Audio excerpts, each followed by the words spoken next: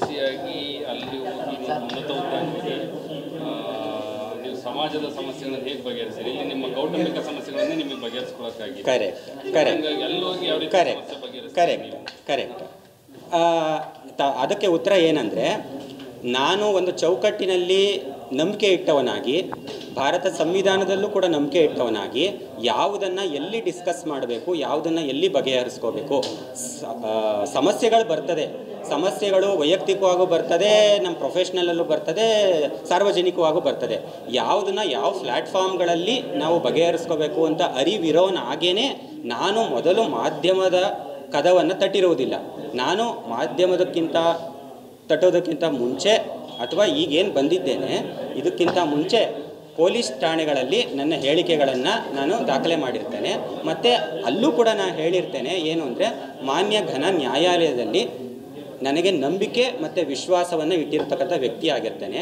ಅವರೇನಾದರೂ ಕೂಡ ನ್ಯಾಯಾಲಯದ ಬಾಗಿಲನ್ನು ತಟ್ಟಿ ಹೋಗಿ ಪ್ರಕರಣವನ್ನು ದಾಖಲಿಸಿದ್ದೇ ಆದರೆ ನಾನು ಆ ನ್ಯಾಯಾಲಯದ ಮುಖಾಂತರನೇ ಈ ಒಂದು ಸಮಸ್ಯೆಯನ್ನು ಬಗೆಹರಿಸ್ಕೊಳ್ಳಿಕ್ಕೆ ಇಷ್ಟಪಡ್ತೇನೆ ಅಂತ ನಾನು ಹೇಳಿರ್ತೇನೆ. ನೀವೇ ಖರ್ಚು ಮಾಡಿ ಮದುವೆ ಮಾಡ್ಕೊಂಡಿರೋದು, ನಿಮ್ಗೆ ಈ ಥರ ಪರಿಸ್ಥಿತಿ ಬಂದಿದೆ, ಸರ್ ಇದಕ್ಕೆ ನನ್ನ ಉತ್ತರ ಏನಂದರೆ, ತಮ್ಮ ಮಾಧ್ಯಮಗಳಲ್ಲೇ ಹಲವಾರು ರೀತಿಯಾದಂಥ ವರದಿಗಳನ್ನು ನಾನು ಕೂಡ ಗಮನಿಸಿದ್ದೇನೆ ಸರ್. ಫಾರ್ ಎಕ್ಸಾಂಪಲ್, ಬೆಂಗಳೂರಿನ ಟೆಕ್ಕಿಯಾದಂಥ ಅತುಲ್ ಸುಭಾಷ್ ಪ್ರಕರಣ ಆಗಿರಬಹುದು, ಅಥವಾ ಮೊನ್ನೆ ಹನಿಮೂನ್ಗೆ ಹೋಗಿ ಹತ್ಯೆಯಾದಂಥ ಪ್ರಕರಣ ಆಗಿರ್ಬೋದು. ಈ ರೀತಿಯಾದಂಥ ಪ್ರಕರಣಗಳನ್ನೆಲ್ಲ ಗಮನಿಸಿದ್ದೇನೆ.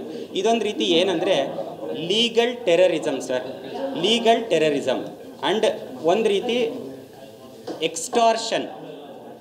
ರೀತಿ ಎಕ್ಸ್ಟಾರ್ಷನ್.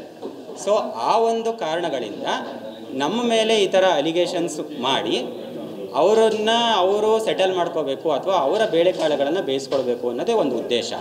ನಮಗೆ ಹಿಂಗಾಗಿದೆ ಅಂತ ಹೇಳಿ ನಾನು ನನ್ನ ನೋವನ್ನು ತೋಡಲಿಕ್ಕೆ ಯಾಕೆ ಬಂದಿದ್ದೇನೆ ಅಂದರೆ, ಏನೋ ಸತ್ಯ ಇದೆ, ಏನೋ ಇದರಲ್ಲಿ ಇದೆ ಅಂತ ಒಂದೇ ರೀತಿಯಾದಂಥ ಭಾವನೆಗಳನ್ನು ಇಟ್ಕೊಂಡು ಸಮಾಜಕ್ಕೆ ತಪ್ಪು ಸಂದೇಶ ರವಾನೆ ಆಗಬಾರ್ದು.